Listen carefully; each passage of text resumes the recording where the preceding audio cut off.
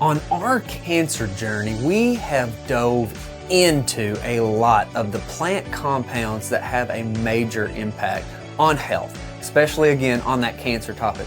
But one that has recently come up to help with like mood and ADHD type symptoms is saffron. So I've been blown away as I've dove into it because it's mostly known as like the most expensive spice in the world, but the health benefits are massive. So I wanted to get with Nikki and learn more from her and her company, The Fullest.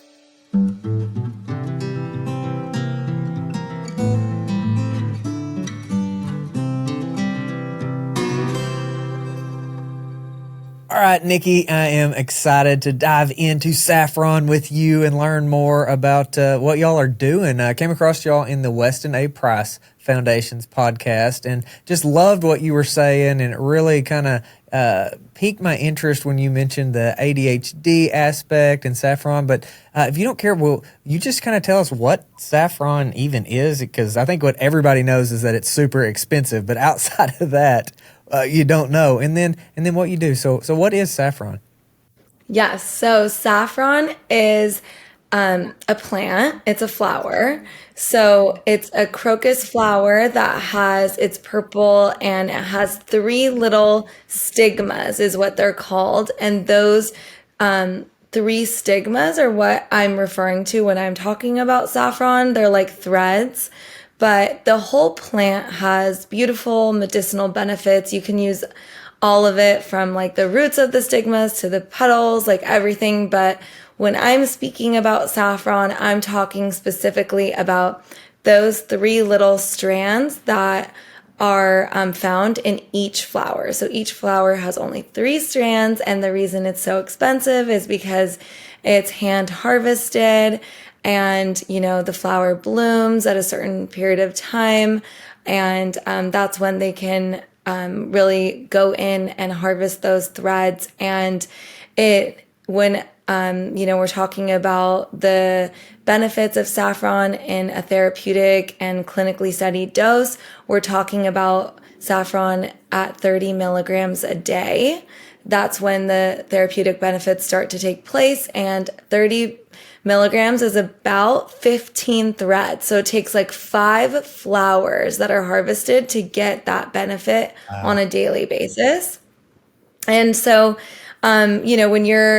if people are aware of it and they're aware of it in like culinary aspects, it's typically not used in therapeutic dosages when, you're having ethnic food or saffron rice, paella. You're not getting a therapeutic benefit. Yes, it's obviously going to have wonderful benefits, flavor profile, and, it does elevate mood. But when we're talking about taking it as a supplement, we're talking about taking a potent dose. And so it's really exciting information that has come out because it's been used across cultures to support anxiety, depression, ADHD. It's a really potent anti-inflammatory.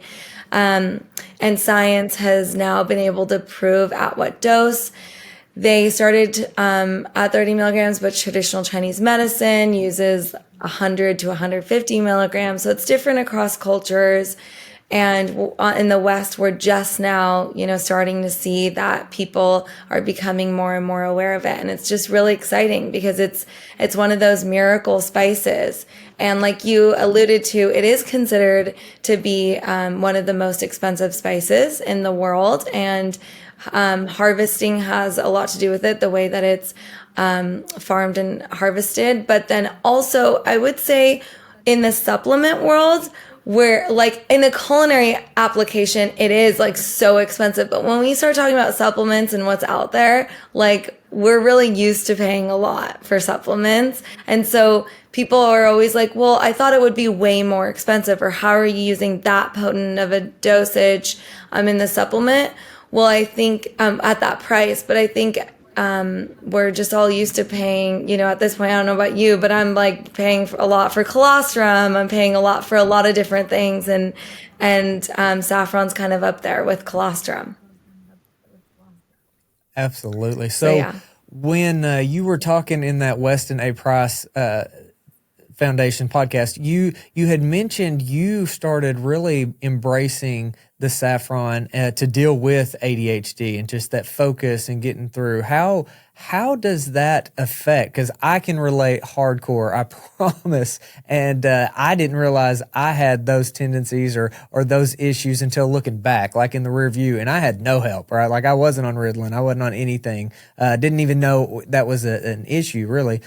But I see it in my kids. I've got 4 of them, and I can see some of them doing a lot of the things that I did. And so I'm really, as an entrepreneur, as somebody that's really trying to accomplish a lot of things, going in too many different directions, dealing with that kind of a mentality, like it's a struggle. And so like, I have been diving into what do we do? What do we help? Is it methylene blue? Is it nicotine? Is it, and then you said saffron. So can you kind of paint that picture for us as how this is a potential tool for, focus and even the anxiety and depression that comes with the ups and downs of life?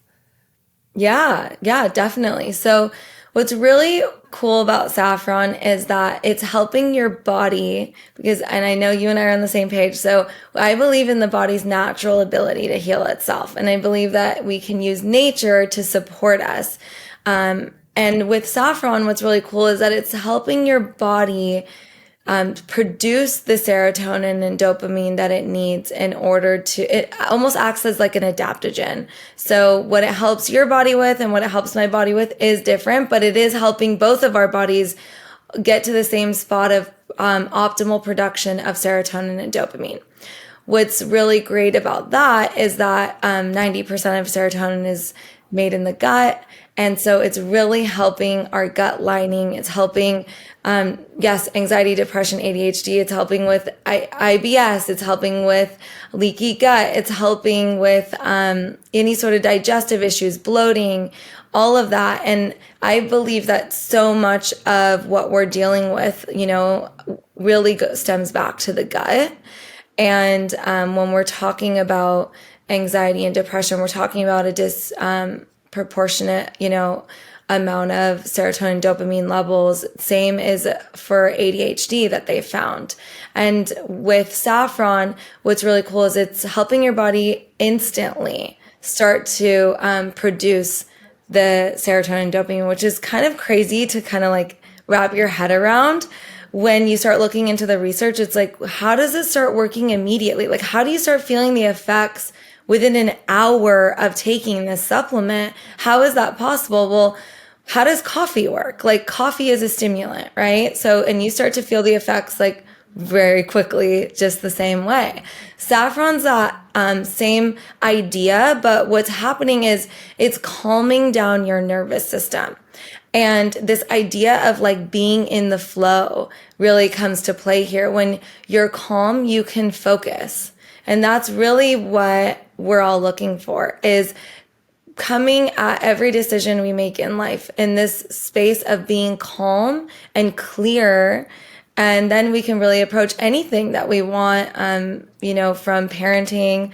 I was just with my kids. What I really wanted to do was say, excuse me, I'm in a podcast. Like, why are you interrupting me? Get out of my office for the day. I happen to be at home, so that's why that happened. But, instead of like losing it, I actually just had a saffron latte. So I stayed pretty calm. You were very gracious, and I handled that situation, and it could have gotten worse if I wasn't like able to come from the space I came from. Just like that with, anything. I used to be on Adderall, and my parents tried really hard to get me to not take Adderall. I was told I should be taking it in high school. They told me, it's not good for you. We did the research. It's really bad, but no one offered me a solution either. So I felt like I can't wait till I'm 18 years old. I can't wait till I take it. Well, I went to college. My college prescribed it to me. And it wasn't until there was a Adderall shortage that I realized what had happened to me, because all of a sudden I was bedridden. I could not function without this medication. And I was like, wait, this is so weird. This is not how I was before. Now I'm reliant on this medication. That doesn't make any sense. Was researching, found, that saffron is, I always like, that's kind of what's inspired me to go into the direction that I've gone in general with being really interested in health and wellness. And at the time I was teaching yoga. I went to culinary school for raw food. I'm not raw anymore, but it was something that taught me to really care about sourcing and ingredients and about how nature can give us everything we need. At the time, half of nature is not shared in the raw food world, like farming and how it could be like really healing and, all the things that we know, that I know you and I are on the same page of now, but raw milk, all of that. But I think that basically I came across Saffron in the research and I started taking it, and I was just so blown away by how quickly it was able to support me. I really don't think I would be able to run. Now I have this company, but I'm starting like 4 others, and I'm able to really be at the forefront of focusing and getting things done and not procrastinating. And that's just with taking Saffron. And yes, doing what I love as well, and creating a life that I chose to create and doing the things that I love to do. But I think a lot of it also has to do with the support that this beautiful spice has given me. And I'm so inspired by it that, we started we had Saffron be the base of all of our products at the fullest. And it's helped so many people. It helps women during the postpartum period. Even it's contraindicated during pregnancy because the only contraindication is at super, super high doses. It can act as an abortive.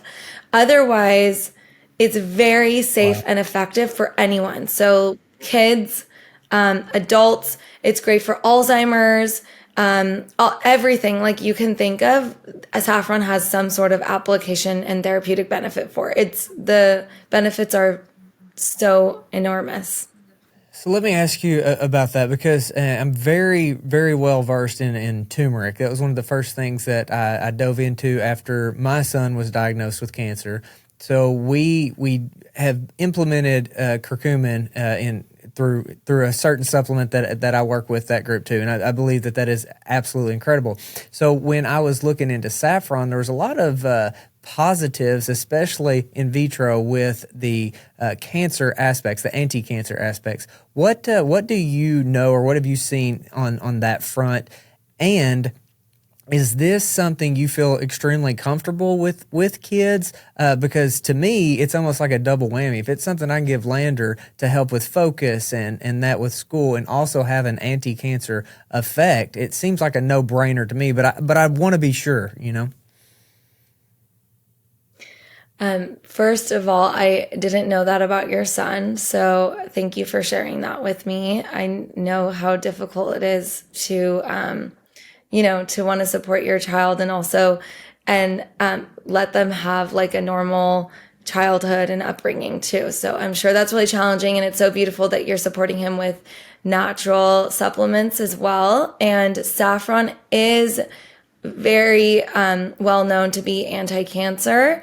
What's really cool is when I was just sharing about the contraindications, at the dose that it's at high doses, it's anti-cancer, and it just keeps getting more and more, potent and effective basically with each up in dosage basically. So what the research I've done, and I've talked to many physicians who have gone through the research as well. I have my own personal physician. He's used it to support people through their cancer journey. And there's a ton of research. It's a major, major potent anti-inflammatory. And it has so many incredible benefits from supporting symptoms, but also helping to fight the cancer as well, which is really cool. And that's all done at really high doses. Like when we talk about the therapeutic benefits of saffron at 30 milligrams, that's really great for anxiety, depression, ADHD, but with if someone wants support during their cancer journey, like 150 milligrams more, that's kind of where you see a lot of the powerful benefits. And when you compare it to turmeric, you had mentioned like turmeric is also really, really powerful, really effective, but you have to take a lot more turmeric. Like in our supplement, and Kinder Thoughts, we use curcumin and saffron, a saffron extract that's undergone clinical studies and is a pharmaceutical grade extract. And like you use 30 milligrams of saffron in that versus turmeric, you need like 400 milligrams to start with, like really getting those therapeutic benefits. So I think that's kind of the difference, is that even though we're talking about very potent doses, like you still need less saffron than you do turmeric to get that same benefit. But they're both known for, being powerful anti-inflammatories, and turmeric has also been known to elevate the mood and as well. It's just that you need way more. And saffron's been, studied specifically for those reasons, many studies too. It's not just a couple. There are so many studies continuing to come out, which is really exciting information. They're all, they all have their unique approach, but it's all basically starting at that same 30 milligram dose.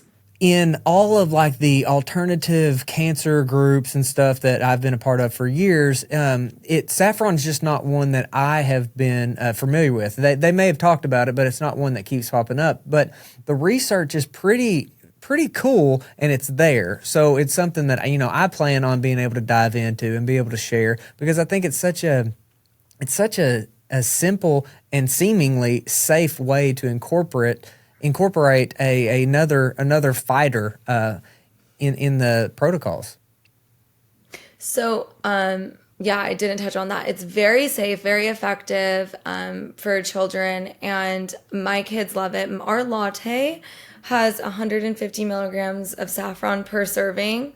So that is a very potent dose, and my kids drink it all the time. Like they've had 2 lattes, 3 lattes in a day. That's a lot of saffron. So in the alternative cancer groups, the saffron has just not really been popped up, but turmeric very much has. So what kind of synergistic effect do they have together?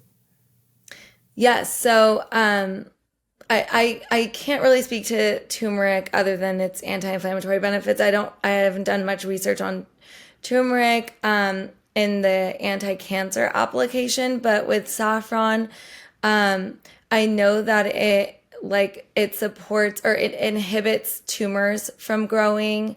I know that it's also really supportive for the immune system. So it's immunoregulatory. And I used to have an autoimmune condition, Hashimoto's, that I healed from naturally. And it also was just part of my protocol that I took saffron. And I know obviously the immune system plays a huge role with cancer. And I know that it specifically has been really helpful, not just in, fighting cancer cells, but supporting, strengthening the immune system and making sure that tumor cells don't grow.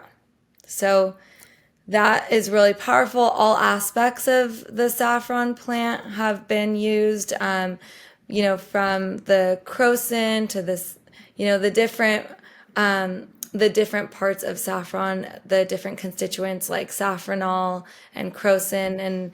And just when you get a saffron extract, most of the time it has all of those different components inside of it. So with cancer, I think I mentioned this, but you want to take a very potent dose, and it's very safe and very effective. So with traditional Chinese medicine, they go for like 100 to 150 milligrams. So if I was treating myself, that's the dose that I would take. And when you get really, really high up in the dosage, like you could technically, like if you look at the research, they show that the contraindicated dose is around 4 or 5 grams of saffron, which is quite a bit of saffron. But that same contraindicated dose is an anti-cancer dosage.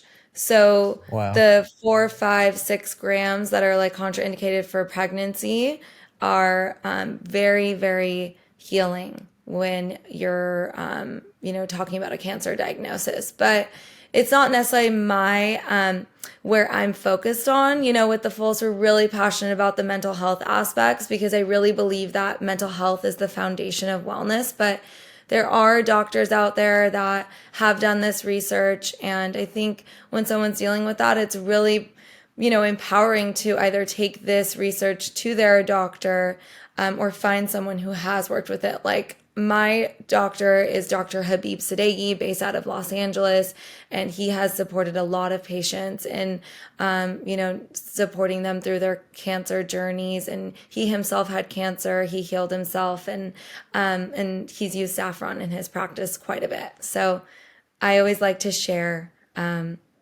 physicians that are interested in this research on their own, that you don't necessarily need to bring it to them. But I know Dr. Will Cole too is really into it. What is the best way to take it? How should we, what forms are available, and what options do y'all have at the Fullest? So we offer it in capsule form and in powder form. So our capsule is the one that's made with a pharmaceutical grade extract combined with curcumin.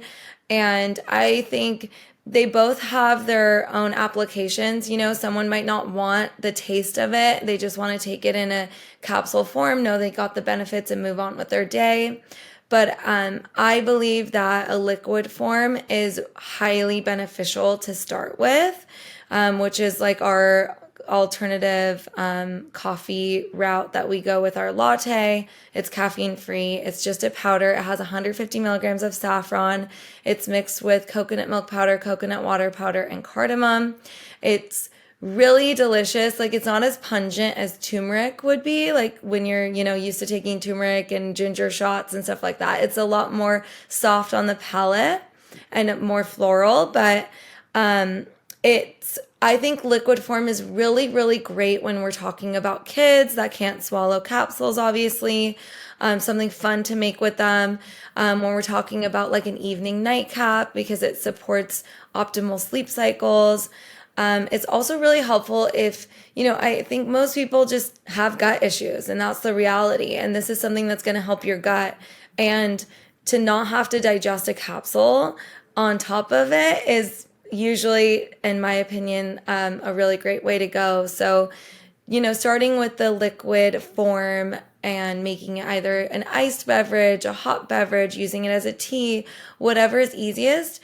I think that way you can kind of use it, help start, healing your gut, and then incorporating capsules. But if you're a capsule person, that's the way you're going to take it. Like, the most effective way to take something is if you're going to take it at the end of the day, and you're still going to get like great benefits. The Saffron, that is the patented form of saffron extract that we use in our capsule. It's been proven clinically to start working within 1 hour of taking it. Wow, too cool. Well, I've not tried the latte mix, but I'll definitely be getting some of that.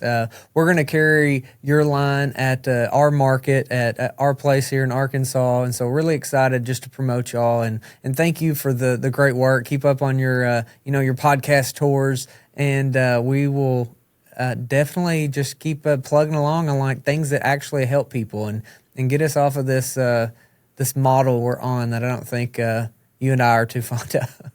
Absolutely not. Yeah, it was so nice to meet you. I really appreciate the support, and thank you for using your platform to share all about alternatives. I think it's not easy. Mainstream media makes it more and more difficult. Even like a company like mine, it's more difficult to advertise. That's why podcasts are great, because while pharmaceutical companies can advertise on Facebook and Instagram all they want, it's more difficult to share about something as natural as saffron. So I really appreciate the support, and I just, you're just such a curious person, and I love that when I see that in someone else. And so thank you for the opportunity to talk. Thank you for listening to the Sowing Prosperity podcast. We hope that you have learned something new and that you are inspired to adopt regenerative practices in your community. Remember that by working together, we can create a sustainable and abundant future for ourselves and for future generations.